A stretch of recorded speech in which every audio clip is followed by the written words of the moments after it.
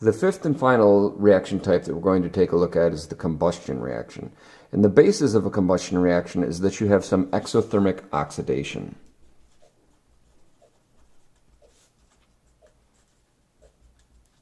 And that's a very broad definition, and we kind of have to be careful with it. Exothermic, of course, meaning that there's a heat transfer from the system to the surroundings. So you could say exothermic mean heat given off, right?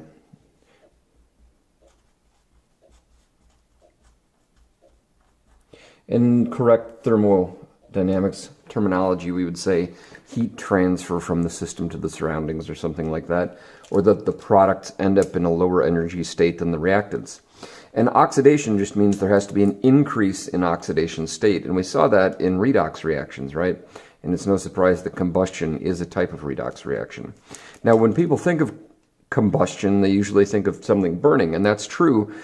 Burning something is combustion. But also, when you have a situation where there is exothermic oxidation taking place at a slow rate, that's combustion as well.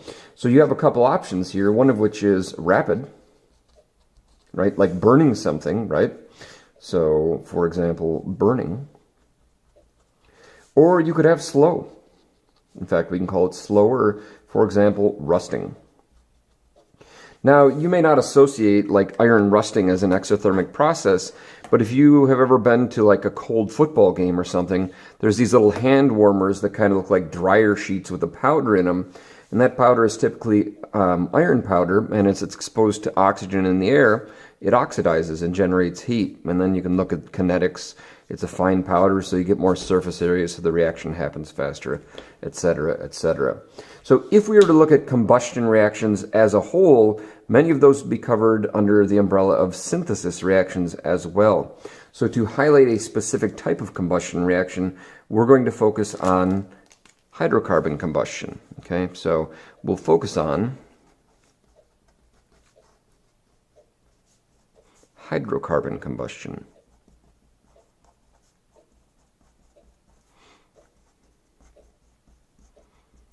And again, when you use a word and then it comes up with a new vocabulary item, you're going to have to define it. And I think hydrocarbon is pretty straightforward. Hydro for hydrogen, carbon for carbon, and you can have other stuff too. So this is some compound that contains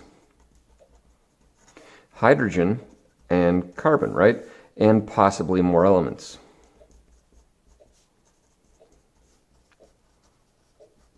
Okay? So, for instance, methane gas, CH4, hydrocarbon. Sugar, C6H12O6 for fructose or glucose. That's a hydrocarbon, yeah? So what we're going to do, and like the nice thing about these hydrocarbon reactions is that they all look exactly the same. Their general form is this. You have some hydrocarbon.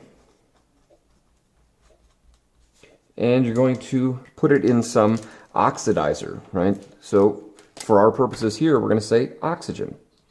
And it's going to give you carbon dioxide and water. Okay? So I changed color on that because this part right here is the same every single time. You have some hydrocarbon, whatever it is, plus oxygen gives you CO2 and H2O. And there's a few things that I want to mention there.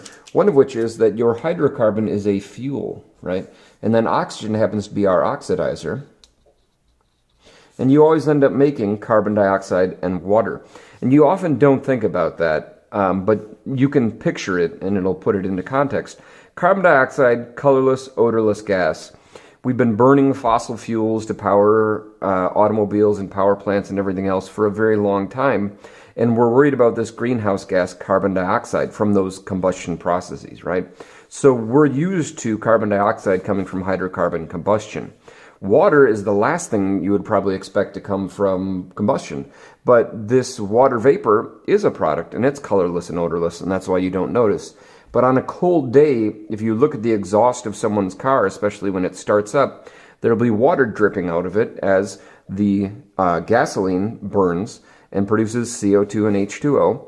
and then the water vapor goes down the cold tailpipe and condenses as liquid water. So, and another place you can see that is if you have a gas stove at home for cooking, a gas cooktop, you take a pot full of water, cold water, and hold it above the flame, and you'll notice condensation forms on the outside of that pot because it cools down the steam that's being produced from the combustion of that methane, and then that water condenses on the cold pot, and then it heats up and it's gone again. But very interesting to note that fire produces water, right? Hydrocarbon combustion produces water, CO2 every single time. In fact, I feel like I should write out all of my examples in advance. Blank space plus O2 plus CO2 goes to H2O. So maybe we'll do that for a few just so I can drive that point home. We'll start out, I guess, with a simple one. So if you have a gas dryer in your house, or a gas hot water heater, or a gas heater, or a gas stove, or any of those things, the gas that's used is methane gas, all right? And that's CH4. And methane gas is often a byproduct, like when you're drilling, when companies are drilling for oil or whatever, they'll hit pockets of methane gas and they can collect it. A long time ago, they used to just vent it to the atmosphere until they realized they could use it for something. And it happens to be a pretty strong greenhouse gas in terms of like ability to store heat and everything else, so that's problematic. But anyway, methane gas. If you have, if you're in a science lab, the gas nozzles in that science lab have natural gas, CH4 methane. It's interesting to note that methane is colorless and odorless, but they put mercaptan in it or some other substance to make it stink. And the companies do that so you know if you have a gas leak in your house. So, say you have methane going to your house for a gas hot water heater, a gas dryer, or a gas heater, or a gas stove, or whatever. If you had a leak of pure methane gas, you wouldn't know it, right? And then your house would be, it would be possible for it to reach a combustible mixture and explode without you even knowing it. So they put something in there that stinks, mercaptan usually, and that's what you traditionally associate with the smell of methane gas, is that rotten egg type of smell. All right, so I promised you that we would have the same every single time. CH4 in this case plus O2 goes to CO2 and H2O. Every single time, this is what we're going to look at. In fact, I think that the balancing work is going to occasionally here take up more space than the actual equations. We'll set up our table, reactants and products. We've got carbon and hydrogen and oxygen, right?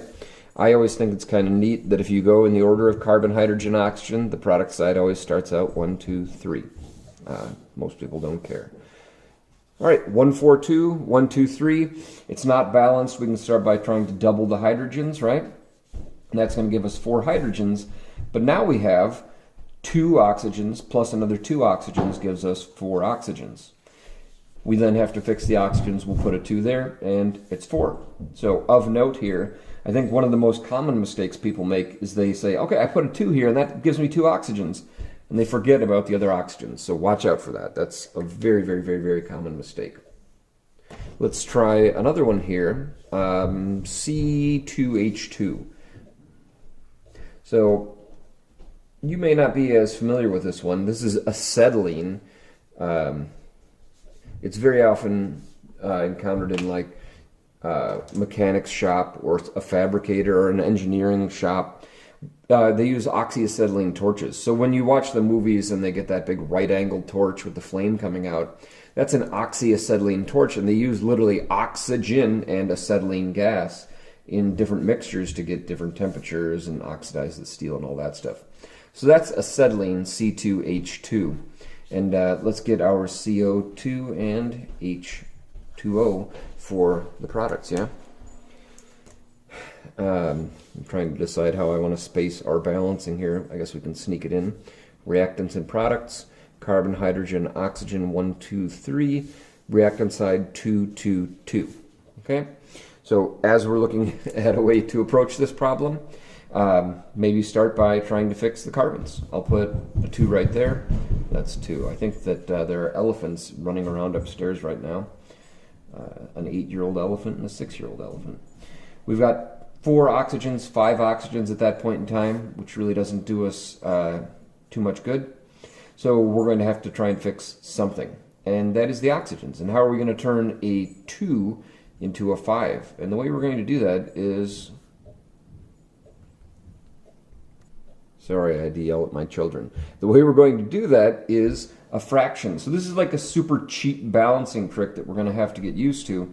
And that is, sometimes you need an odd number of things from something that can only be even. So the question I always ask my students that tends to be a mind bender is, what times 2 is 5? What improper fraction times 2 is 5? And the answer is 5 halves. So if I put here 5 halves. 5 halves times 2 is 5, and it's balanced, yeah? We don't want to leave a fraction in here. In fact, the only time the most common time we might see that is in thermodynamics with like enthalpies of formation and things like that. That doesn't affect you most likely. So if we're looking at this reaction, I can get rid of that fraction if I just multiply the whole thing by 2. So if I put a 2 there, this will become a 5, this will become a 4, and then this will be a 2. And all of a sudden we've got 4 of those, and 10 of those. 4, 4, and 10. And it's balanced left to right. So a little trick that we're going to get used to for balancing hydrocarbon combustion problems, when you end up with some weird odd-even combos, to use fractions. And that works for non-combustion problems as well, but it comes up most often with these combustion problems. All right, we'll try another one that's fairly common in day-to-day usage, and that is propane, C3H8. All right, propane. So you've heard of like propane gas for your gas grill if you do cooking out with one, or you might have like a propane torch in your garage for whatever you would use that for. So that's propane. In fact, they usually compress it if you buy that big 25-pound cylinder of propane gas, and you shake it around, it's a liquid inside, because they compress that gas enough that it becomes a liquid, right? So anyway, every single one of these problems looks the same. You may remember me mentioning that. We're going to add oxygen, and we're going to get CO2 and H2O, all right? We have to set up our balancing here, our table of reactants and products, and I feel like our space budgeting here is getting ridiculous, so we'll spread things out a bit. 1, 2, 3, 3, 8, 2. It's not balanced. I think we can all see that. So I'm going to start by trying to fix the carbons. We'll put a 3 right there. That changes our oxygens. Now I have 6 plus 1 is 7. And I'm going to warn you, the number one mistake people make is not taking into consideration that the oxygens are coming from more than one place. 3 times 2 is 6 plus 1 is 7. Okay? We're going to fix the hydrogens, turn that into an 8 by putting a 4 right there. And that gives me now 4 and 6 is 10 oxygens, right? And I can get my 10 oxygens by multiplying by 5, and it's balanced now. Okay? So I'm going to cross those out. That's a 10 right there. That one's balanced. That's the formula for complete combustion of propane gas. Okay? Now, if we bump up a notch here, and there's a naming scheme that I haven't really mentioned, but the way you name generic hydrocarbons, normal alkanes, is like 1 is meth, right? So that's methane. 3 is prop, so that's propane. 2 had it been C2H6, it would have been ethane. And now we've got C4H10, which is butane. Butane is very commonly used in disposable lighters, so that's, if you've heard of butane, that's probably where. And we're going to get, I know it's a surprise, CO2 and H2O. Let's set up our table for balancing purposes here. Carbon, hydrogen, oxygen.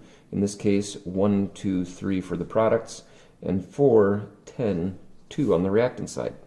If you're looking for a strategy like step 1, panic, step 2, have a plan. My plan is usually work top to bottom. Unless there's some other reason that jumping out at me, I'll just go top to bottom in balancing these. So 4, let's fix those right there with the carbons. But that changes my oxygens to 8 plus 1 is 9. And it's not balanced. So let's try our hydrogens. We'll multiply by 5 to get our 10 hydrogens, right? But that changes it. We've got 8 and 5 is now 13 oxygens. So we're in the same situation we saw up here, and we're probably going to be best served by using a fraction. what times 2 is 13? And the answer is 13 halves. 13 halves times 2 is 13, and at that point we are balanced. We don't want to leave a fraction in our balanced equation here, so we'll multiply the whole thing by 2 to get rid of it. So that'll be 2 of those, and 13 of those, and 8 of those, and 10 of those. And now we have our balanced chemical equation: 8, 20, 26, 8, 20, 26. So again, we saw that same strategy. And if you're saying to yourself, like, how do I know when I need to use a fraction? The answer is when things get ugly and you don't have a choice, right? We were in a situation where we had a 13 on one side and a 2 on the other side. So we had an even number of oxygens here, but we only had a way to make, we had an odd number of oxygens here, but we only had a way to make even numbers of oxygens. So if you end up in that situation, use a fraction when you're stuck, and it's almost always that odd-even scenario. One more plain old hydrocarbon without anything else that I think is worth taking a look at is this example I saw at some point, which I thought was kind of neat, which is C11H22 plus O2. Oops. My color coding went right out the window. Plus O2 gives us CO2 and H2O. All right, so as we look at this, it's the exact same setup, the exact same process. We will set up our table of reactants and products: carbon, hydrogen, oxygen, 1, 2, 3, and then the reactant side 11, 22, and 2. We can see that's not balanced, so we're going to keep going here. My general strategy, once again, is to just start at the top and work my way down. So I'll fix this by putting an 11 right there. And that gives me 22 plus 1 is 23 oxygens. All right?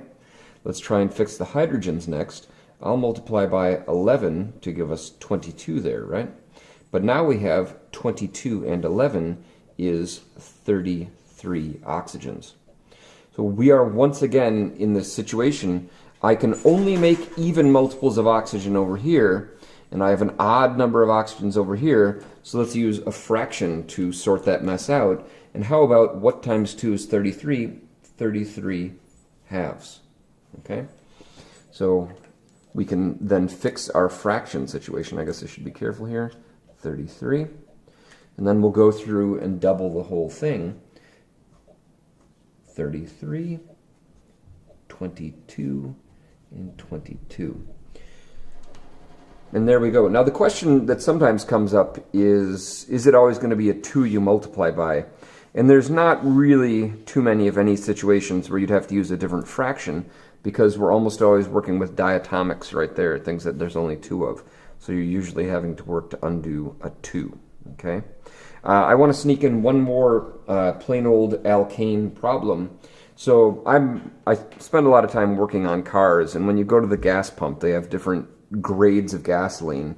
Around here it's like 87, 91, and 93 octane, they call it. Gasoline isn't octane. It's a mix of all kinds of hydrocarbons, but they're comparing it to the combustibility, we'll say, of octane, and that's why it's an octane rating relative to octane. So octane, like, I guess the number makes sense, which is carbon, you have 8 of them, right? And then hydrogens, in this case, you have 18. So that's octane. And we're going to react that with oxygen, right? And we're going to get CO2 and H2O. We'll set up our table to balance this. Reactants and products.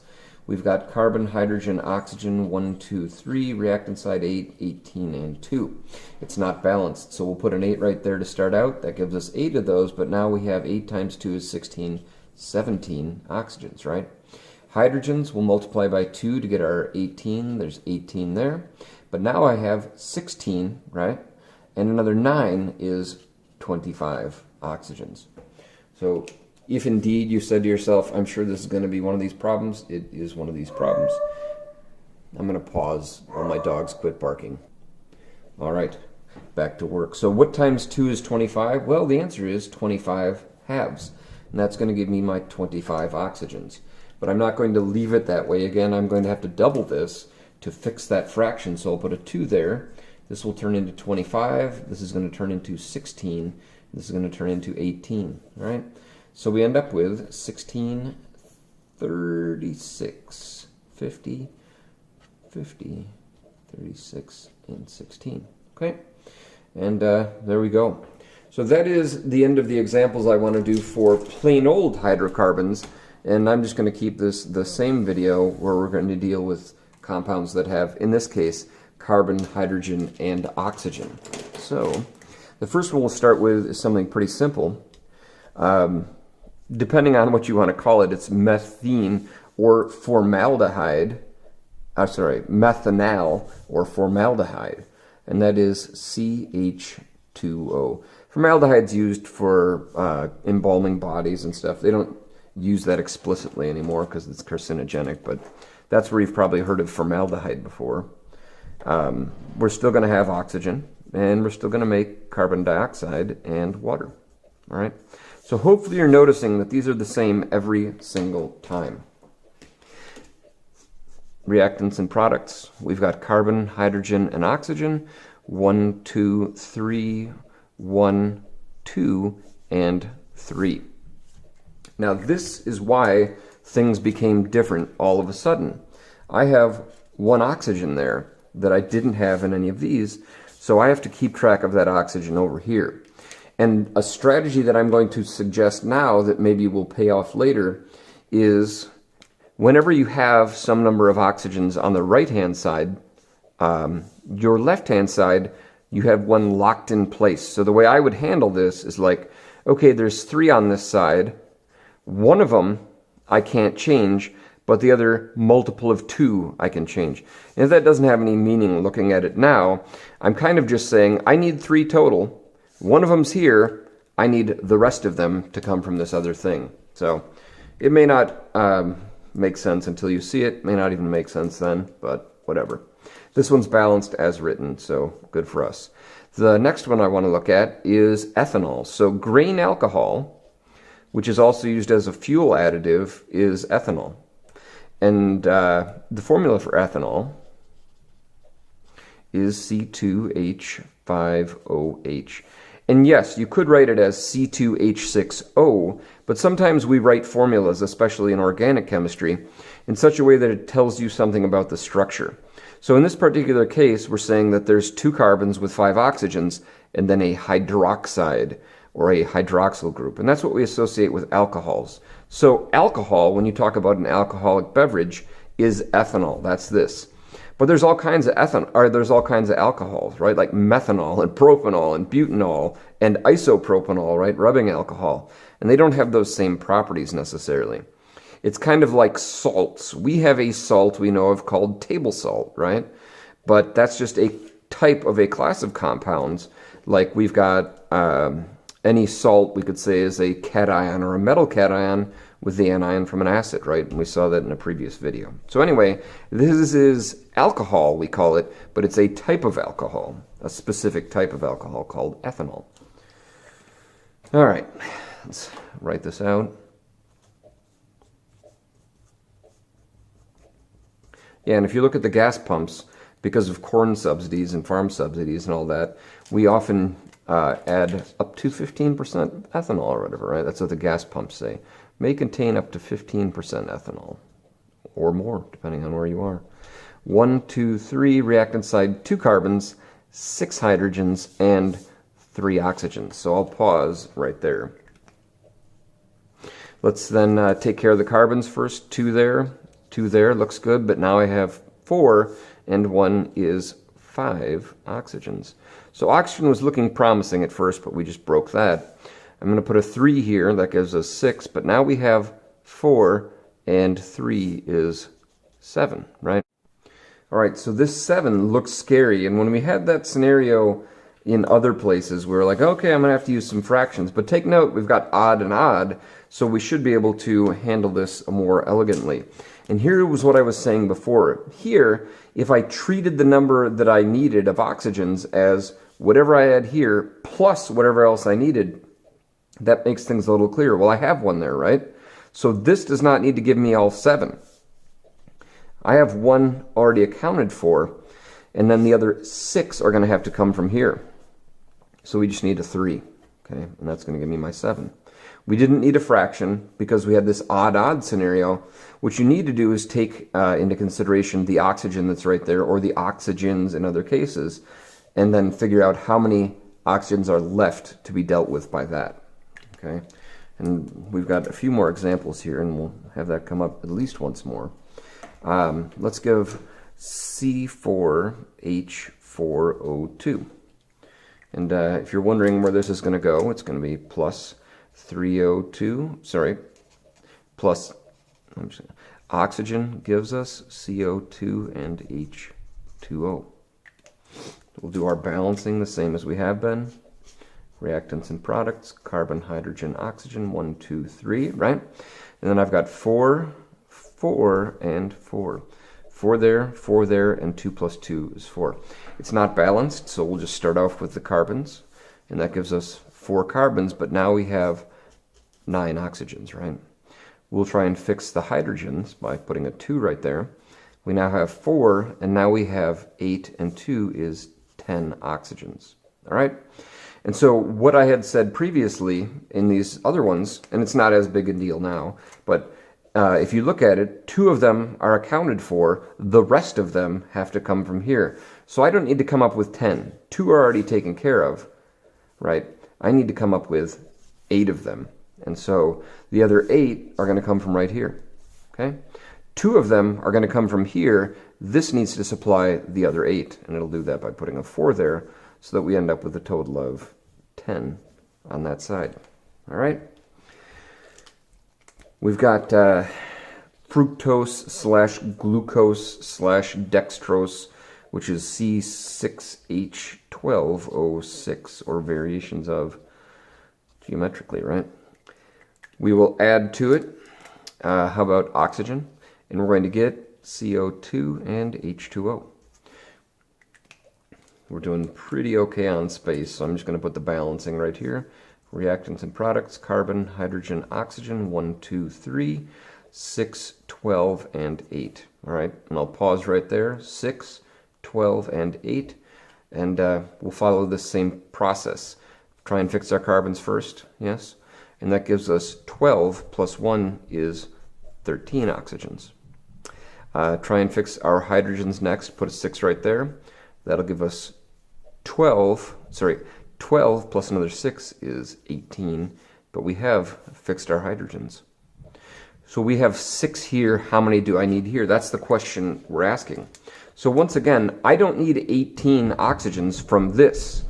I need 6 oxygens plus some number, so 6 plus 12. And so I've got 6 of them there. If I put a 6 right there, we've got our 12 more. So I have 6 and 12 is 18. All right, once again, this number is already accounted for right there. So this 12 has to come from right there. And we'll do 1 or 2 more. Since we did fructose slash glucose slash dextrose, let's do sucrose, C12H22O11. And that's common table sugar. And I've already shot myself in the foot with our space budgeting, but that's fine. O2 goes to CO2 and H2O. I think you know we're going to balance this. Carbon, hydrogen, oxygen, 1, 2, 3, right? And then on the reactant side, 12, 22, and 13. We'll follow the exact same procedure we have been. Try 12 there first. And that gives us 12 carbons and 25 oxygens, right? Then we'll try and fix the hydrogens by putting an 11 right there. We do get our 22 hydrogens, but now we have 24 and 11 is 35 oxygens. So it looks really scary. It's a 35 and a 13, but just follow what I had mentioned there, which is 11 of my oxygens are already taken care of, right? I need 24 more, and I can easily get that 24 more by putting a 12 right there. And so we do end up with our necessary 35 at that point, 11 and 24. All right. I think we can possibly squeeze one more in the bottom right. So let's give this a try.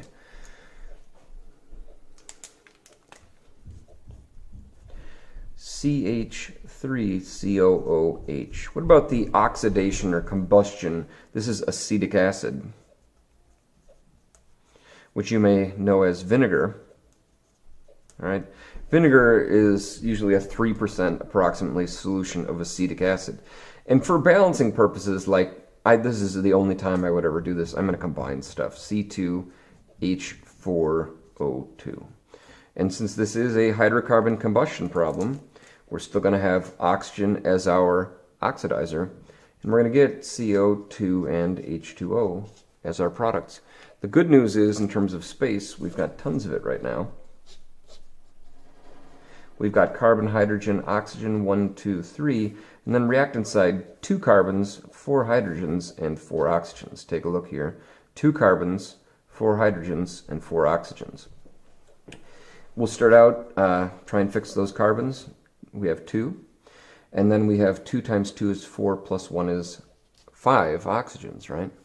We then are going to try and fix the hydrogens. I'll put a 2 there, and that gives me 4 hydrogens. And now I have 2 times 2 is 4 plus 2 is 6 oxygens. And we'll go with our same strategy that I mentioned previously, which is I've got 2 oxygens accounted for. So this is really 2 plus 4. My 4 is going to have to come from whatever this is. So if I put a 2 there, we have 2 and 4 is 6 oxygens, right? So 4, 5, 6, and it is balanced as written. So the things that change each time are pretty straightforward. It's the hydrocarbon, right? And then on this side, the hydrocarbon with oxygen, but there's still hydrocarbons. And then the rest of it stays the same, yeah? So this, and this, and this, and this, and this. Here also, notice that those are all the same for our hydrocarbon combustion. All the changes is that first part. So when you see write an equation for the combustion of or burning something in oxygen or whatever, they all look exactly that way for those hydrocarbons.